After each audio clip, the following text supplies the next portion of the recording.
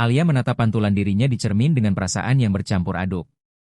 Ia mencoba tersenyum, tetapi senyumnya tampak dipaksakan.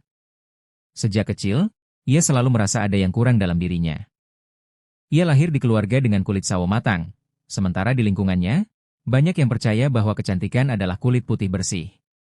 Sejak sekolah dasar, ia sering mendengar komentar yang seolah bercanda tapi menyakitkan.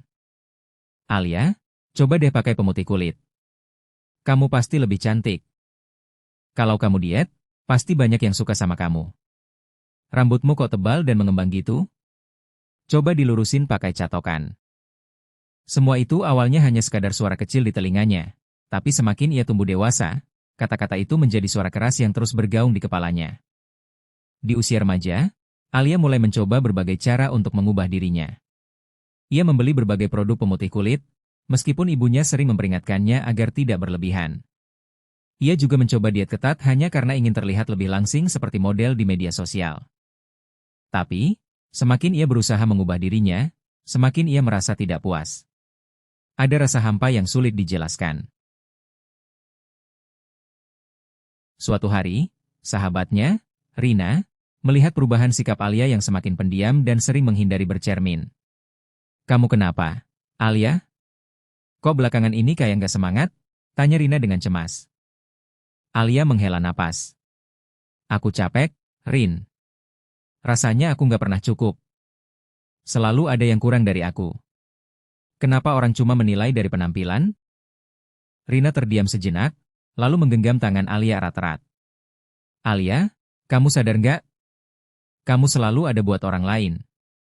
Kamu selalu bantu teman-teman kita tanpa pamrih. Dan kamu punya hati yang tulus. Itu kecantikan yang sebenarnya." Alia tidak langsung percaya kata-kata Rina. Namun, kata-kata itu tetap terngiang di benaknya. Apa benar kecantikan bukan hanya soal penampilan?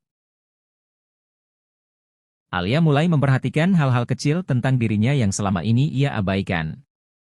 Ia memperhatikan bahwa ketika ia tersenyum, orang-orang di sekitarnya merasa nyaman. Ia memperhatikan bagaimana ia bisa menjadi tempat curhat bagi banyak orang, bagaimana ia selalu berusaha membantu tanpa mengharapkan imbalan. Tapi tetap saja, ada hari-hari ketika ia merasa rendah diri. Suatu hari, ketika ia naik bus menuju kampus, ia bertemu dengan seorang wanita parubaya yang duduk di sampingnya. Wanita itu memakai topi besar, dan dari balik topi itu, Alia bisa melihat bahwa wanita tersebut tidak memiliki rambut. "Maaf, saya melihat kamu sering menatap saya. Apakah saya terlihat aneh?" tanya wanita itu dengan senyum hangat. Alia tersipu malu. "Oh, bukan begitu. Saya hanya penasaran." Wanita itu tersenyum lebih lebar. "Saya Sari. Saya baru saja menjalani kemoterapi karena kanker. Saya kehilangan rambut saya, dan dulu saya merasa kehilangan kecantikan saya juga. Tapi kemudian, saya sadar bahwa kecantikan itu bukan tentang apa yang terlihat. Tapi tentang bagaimana kita menjalani hidup ini dengan penuh kasih sayang." Alia terdiam. Kata-kata Bu Sari begitu dalam, dan ia mulai menyadari sesuatu. Selama ini, ia terlalu fokus pada kekurangan fisiknya, hingga lupa bahwa ada banyak hal lain yang lebih berharga dalam dirinya. Sejak pertemuan itu, Alia mulai mencari lebih banyak kisah tentang kecantikan sejati. Ia membaca buku, menonton dokumenter, dan berbicara dengan orang-orang yang memiliki kisah inspiratif. Ia mulai mengerti bahwa kecantikan tidak bisa diukur dengan standar yang sempit. Dan menemukan makna kecantikan membawanya ke sebuah seminar tentang self-love yang diadakan oleh komunitas perempuan. Di sana, ia bertemu dengan banyak orang yang juga berjuang melawan standar kecantikan yang menyesakkan. Ada Lani, seorang gadis yang sejak kecil mengalami body shaming karena tubuhnya yang berisi. Lani bercerita bagaimana ia pernah mengalami depresi karena terus dibandingkan dengan saudara-saudaranya yang lebih langsing. Ada juga Sarah, seorang model terkenal yang merasa bahwa orang hanya menghargai kecantikannya secara fisik, tanpa peduli siapa dirinya sebenarnya. Dan ada Ibu Tati, seorang ibu yang baru melahirkan dan merasa kehilangan kepercayaan diri karena tubuhnya berubah drastis.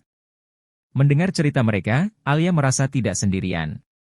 Ia tahu bahwa banyak perempuan yang mengalami tekanan serupa.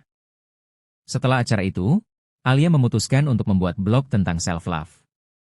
Ia mulai menulis tentang kisah-kisah perempuan yang menginspirasi dan mengangkat cerita yang jarang didengar.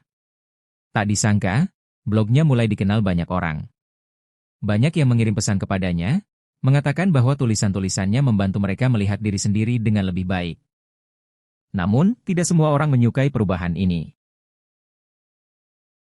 Suatu hari, Alia menerima banyak komentar negatif di blognya. Kamu cuma cari perhatian. Kalau semua orang berpikir seperti kamu, nanti nggak ada yang peduli merawat diri lagi. Self-love itu cuma alasan orang malas. Alia merasa terpukul. Ia mulai meragukan dirinya sendiri. Apakah yang ia lakukan benar? Apakah ia hanya membuang waktu?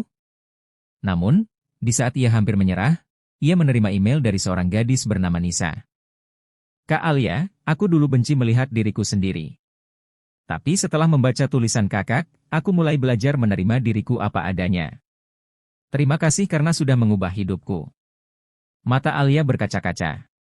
Ia sadar bahwa perjuangannya bukan hanya untuk dirinya sendiri, tetapi juga untuk banyak orang yang butuh dukungan. Beberapa tahun berlalu, dan Alia kini menjadi seorang pembicara tentang self-love.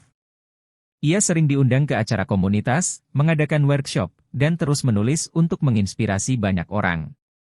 Suatu hari, setelah salah satu workshopnya, seorang gadis muda menghampirinya.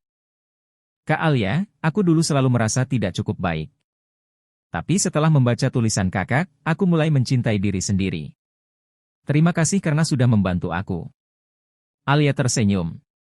Ia pernah berada di posisi gadis itu, meragukan dirinya sendiri, merasa tidak cukup baik, tapi sekarang ia tahu, kecantikan bukanlah tentang memenuhi standar orang lain. Kecantikan adalah bagaimana seseorang menerima dirinya sendiri dengan penuh cinta. Dan bagi Alia, itulah kecantikan yang sejati.